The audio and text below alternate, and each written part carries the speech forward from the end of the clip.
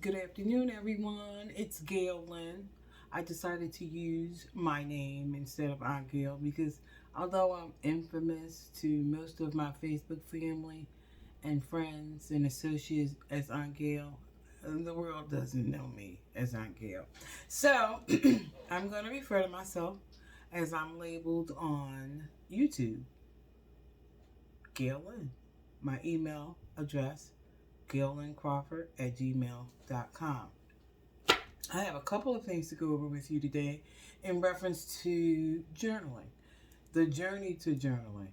It's a it's almost what I want to say. It's the norm. It becomes such a ritual for you that you won't even realize that you're doing it. And that's why I don't want to hold you up too long. But I remember talking to you about my celebration of life journal the other day that I dedicated to my father. And as you can see, it has his name, Amos George, first class. I have lots of stickers in here. I talked to him, letter to a loved one, dear Dad. And I included my Uncle Johnny, which was his brother. Are you two having a blast up in heaven? Clashing clouds remind me of you two. Moving swiftly across the sky, sun and moon, opposites that collaborate. So that's the purpose of having these celebration of life journals for our loved ones that are no longer here. They're resting in peace. I always love butterflies. You'll see I'm the butterfly queen as well. Not just the journal queen, I am the butterfly queen. I always make a statement on my posts, follow the butterfly. Because a butterfly, when I looked it up or when I looked up the definition, is a transformation. It starts out as a caterpillar that's squirming its way across land, and then it goes into a cocoon and erupts as a beautiful butterfly. Most beautiful thing you ever want to see. Here's my father, Amos. And I wanted to show you the statement that I made about me saying, Dad, look, Dad, I just published my first book, and I know that you're proud of me. So that's the reason for the journaling celebration of life. One of my journals that I recommend, but if you have a journal already, you can use what you have. It also came to my thoughts overnight that we write and we write and we write so much in our journaling that who knows, it may turn out to be a book.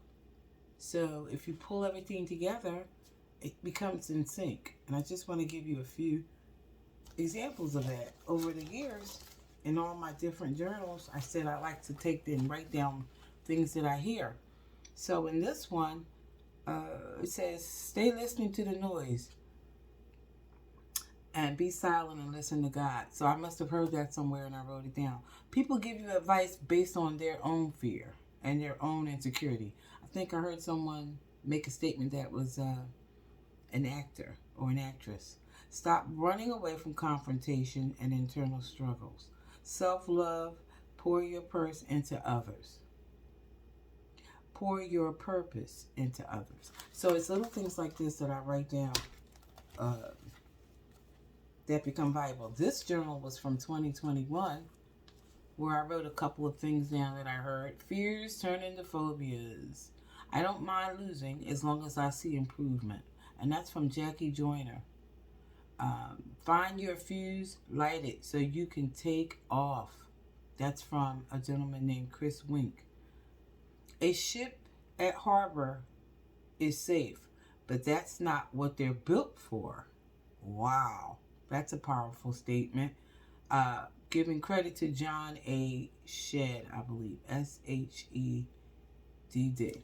So I tell you again, journaling, our thoughts are important. You never know why we have these thoughts. You never know why they come to mind. But then sometimes things happen in our life and we just want to get rid of our frustration or we want to release, and we write down how we feel. which is just as good. And then you look at it a couple of years later and you say, wow, maybe I can help someone else. Maybe I can publish this if I put it all together. And hey, you can seek a little assistance from ChatGPT or all these other AI instruments. They're very helpful. My last statement, be clear about what you want to achieve on your faith walk. I don't know if I created that or why I wrote it down, but it's important. It's important to journal every day. And if you don't have time to do it every day, it's no problem. You can double up on the days that you can. I'm looking at my time and I'm already on 5 minutes. So I did talk to you about my love of books and authors and personally knowing these authors. And I wanted to start out with a book that I met the author in person at an event. And her name is Nalima Ross. She was at an event that I attended. Don't even remember what it was for. But the title of her book was Mimi's Closet.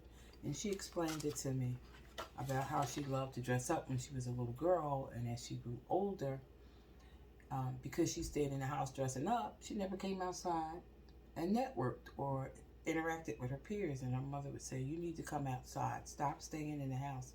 So she ended up coming out of the house and still loving to have all her accessories in her closet.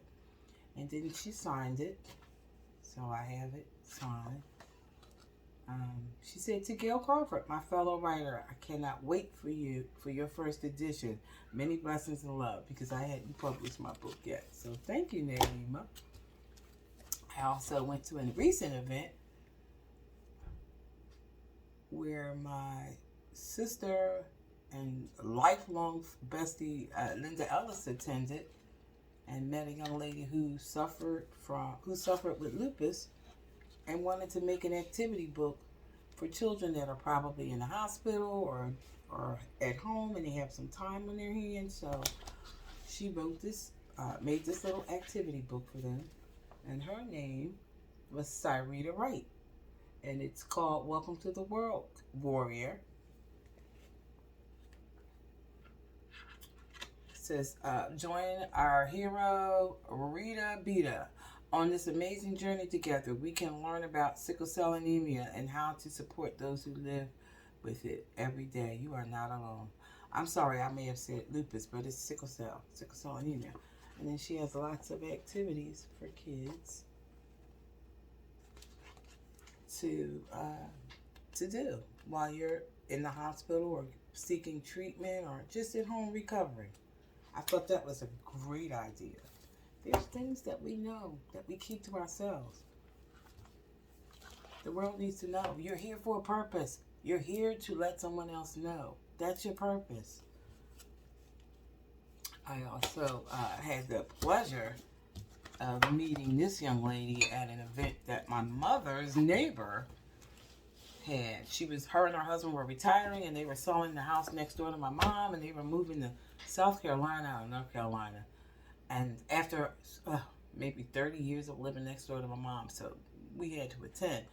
And her name was GailLyn Wilson. She was the niece of one of my mother's next door neighbors, and her name was GailLyn Wilson. May I say, this was the best book signing that I ever attended. It was very, very nice. Magnified Thoughts, but her book was Magnified Thoughts, and she signed it for me. Thank you for your support. And then she did her own book about her story, which I think she's on like series 3 now of her story, and I'm going to start to attend some of her seminars as well. And she says, your story matters too.